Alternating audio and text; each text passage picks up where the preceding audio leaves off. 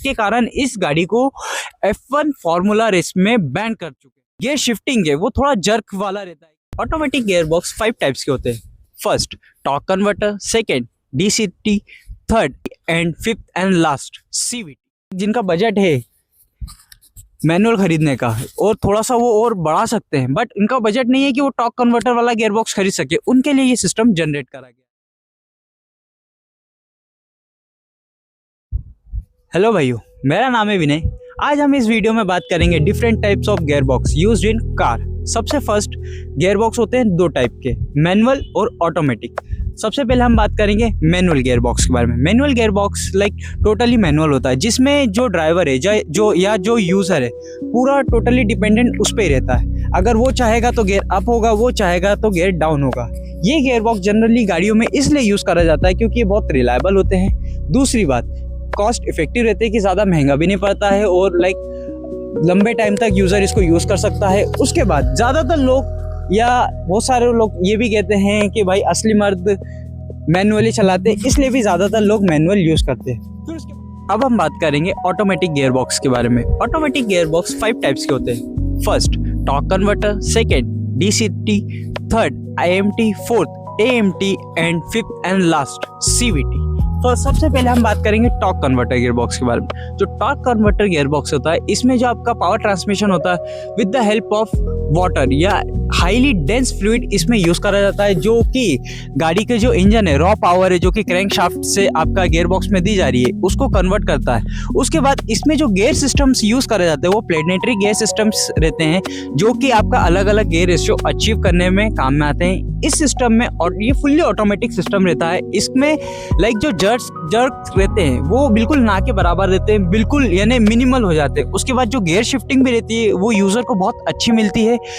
इस गाड़ी में इस टॉर्क कन्वर्टर का सबसे बड़ा फ़ायदा ये है कि ये जो ड्राइवर है या जो यूज़र है उसका ड्राइविंग स्टाइल को लर्न कर लेता है, और उसके बाद जब वो गाड़ी ड्राइवर या यूज़र रोज़ यूज़ कर रहा है तो उसके हिसाब से ही फिर वो शिफ्टिंग करना स्टार्ट कर देता है। अब हम बात करेंगे AMT सिस्टम के बारे में, ऑटोमेटेड मैनुअल ट्रांसमिशन सिस्टम।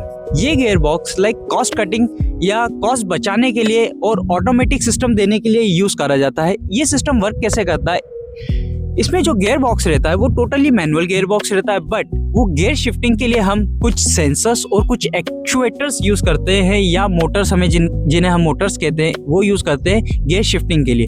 इसका जो सिस्टम में वर्किंग कैसे करता है, गाड़ी के RPM और स्पीड के अकॉर्डिंग इसका जो गियर बॉक्स है या जो एक्चुएटर्स हैं वो गियर शिफ्टिंग करते हैं। और इसका जो इसमें गियर शिफ्टिंग है वो थोड़ा जर्क वाला रहता है कि भाई, क्योंकि क्या रहता है ना, फुल्ली ऑटोमेटिक नहीं है और जो गियर बॉक्स है वो मैनुअली है, तो जो मोटर्स हैं वो थोड़ा सा थॉट में रह जाती हैं कि भाई अप करें या डाउन करें, तो वो RPM या स्पीड को तो मैच करते हुए चलते हैं, बाकी फिर भी कहीं ना कहीं वो जर्क प्रोवाइड होते ही हैं। तो AMT सिस्टम वहाँ पे काम में आता है। ये फुल्ली ऑटोमेटिक रहता है, इसमें क्लच नहीं रहता है। ऑटोमेटिक का जो पेडल एक्सीलरेशन पेडल रहता है और ब्रेकिंग पेडल रहता है। ये गियर बॉक्स जनरली इसलिए दिया जाता है क्योंकि जो टॉर्क कन्वर्टर गियर बॉक्स है वो बहुत कॉस्टली होता है, और अगर उसमें काम भी निकले तो बहुत उसको चेंज ही करना पड़ता है। बट इस सिस्टम में आप मोटर्स और एक्चुएटर्स चेंज करके भी आपका काम चला सकते हैं।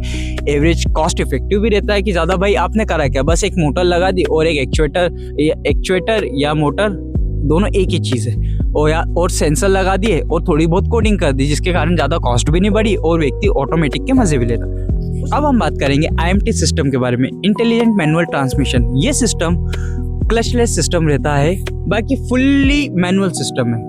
मतलब मेरा कहना ये है कि इस सिस्टम में आपको क्लचलेस ड्राइविंग मिलती है, बाकी जो गियर शिफ्टिंग है आप जो ड्राइवर या जो यूज़र है उसको खुद से गियर का शिफ्टिंग करना पड़ता है। इसमें सिस्टम इसका वर्क कैसे करता है, इसमें एक्चुएटर्स और सेंसर लगा दिए जाते हैं जो कि RPM और स्पीड, इस सिस्टम में एक्चुएटर्स और मोटर्स लगाई जाती हैं, जिसकी हेल्प से इसमें क्लच एंगेज और डिसएंगेज करने का काम होता है। बाकी जो गियर शिफ्टिंग है जो यूज़र है वो खुद ही करता है। ये उन लोगों के लिए बनाया गया है जो लोग मैनुअल चलाना चाहते हैं, बाकी चाहते हैं कि हमारी गाड़ी ऐसी रहे कि भाई हमें बार बार क्लच दबाना नहीं पड़े, तो उन लोगों के लिए ये सिस्टम बनाया गया है। ये सिस्टम का कॉस्टिंग भी ज़्यादा नहीं पड़ता है। जिनका बजट है मैनुअल खरीदने का और थोड़ा सा वो और बढ़ा सकते हैं, बट इनका बजट नहीं है कि वो टॉर्क कन्वर्टर वाला गियर बॉक्स खरीद सके, उनके लिए ये सिस्टम जनरेट करा गया है। ये भी रिलायबल सिस्टम है, बाकी ये यूज़र डिपेंडेंट है। आप जब गियर शिफ्टिंग करेंगे जब भी गियर शिफ्ट होगा, अदरवाइज गियर शिफ्ट नहीं होगा, क्योंकि फुल्ली मैनुअल है। जब तक यूज़र शिफ्ट नहीं करें नहीं होगा। फिर उसके बाद हम आ जाते हैं CVT सिस्टम के बारे में, कंटिन्यूस वेरिएबल ट्रांसमिशन सिस्टम। ये system one of the best system है, ये जर्क फ्री, कोई इशू नहीं आता है, रिलायबल सारे गियर बॉक्स में जो सबसे ज़्यादा रिलायबल गियर बॉक्स है वो CVT continuous variable transmission system होता है। और जो पावर रेशो भी है इसका, यानी जो पावर ट्रांसफर रेशो भी है वो सबसे हायर है, क्योंकि क्या है, ये बेल्ट और पुलिस के थ्रू कनेक्टेड रहता है इंजन की क्रैंकशाफ्ट से। इसमें गियर शिफ्टिंग क्या होता है, कैसे होता है कि एक दोनों तरफ पुलिस लगा दी जाती है और वो पुलिस ऐसे वर्क करती है कि जब आपको टॉर्क चाहिए तो पीछे वाली पुली लाइक छोटे गियर से बड़ा गियर आपको चलाना है तो जो क्रैंकशाफ्ट वाली पुली है वो छोटी हो जाती है और जो ड्राइवर ड्रिवन पुली है वो बड़ी हो जाती है, जिसके कारण कि आपको टॉर्क मिल जाता है। वहीं अगर आपको स्पीड चाहिए तो आगे वाली पुली जो है क्रैंकशाफ्ट वाली वो बड़ी हो जाती है और पीछे वाली पुली छोटी हो जाती है, जिसके कारण कि आपको स्पीड भी मिल जाता है। ये gear box as compare to torque converter gear box जितना महंगा तो नहीं होता, उससे थोड़ा सस्ता ही होता है, बट उससे कहीं ज़्यादा रिलायबल और कहीं ज़्यादा एक्यूरेसी के साथ में काम करता है, क्योंकि इसके पावर ट्रांसमिशन इतना फास्ट रहता है कि इसके कारण इस गाड़ी को F1 फार्मूला रेस में बैन कर चुके हैं। आप समझ सकते हैं कि कितना एक्यूरेसी के साथ ये गियर बॉक्स काम करता है।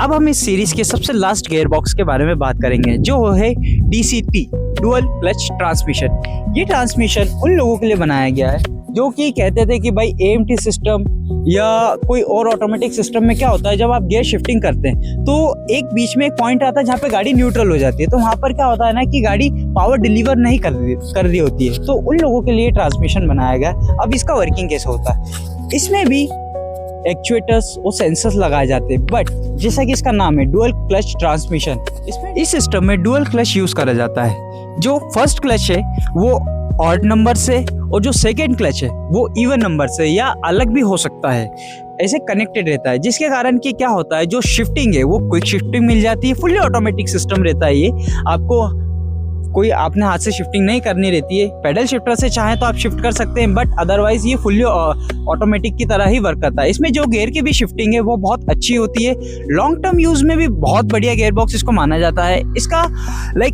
इसमें जो गियर्स हैं और जो शिफ्टिंग है उसका मैं थोड़ा सा बता देता हूँ कि जब भी आप गाड़ी चला रहे हैं तो आपको फर्स्ट से सेकेंड गियर की तरफ शिफ्ट करना है। तो जो आपका फर्स्ट गियर है, मान लीजिए वो प्लेट नंबर 1 से जुड़ा हुआ है और जो सेकेंड गियर है वो प्लेट नंबर 2 से जुड़ा हुआ है, तो जब आप फर्स्ट से सेकेंड की तरफ स्विच करेगी गाड़ी तो क्या होगा कि आपकी जो गाड़ी है कभी भी न्यूट्रल पोजीशन में नहीं जाएगी। न्यूट्रल पोजीशन में नहीं जाएगी तो कभी भी पावर लैग नहीं करेगी। पावर लैग का मतलब ये ना, आप चल रहे हैं तो एकदम न्यूट्रल पोजीशन पे नहीं आएगी, आपको पावर मिलती रहेगी स्विच करते टाइम भी।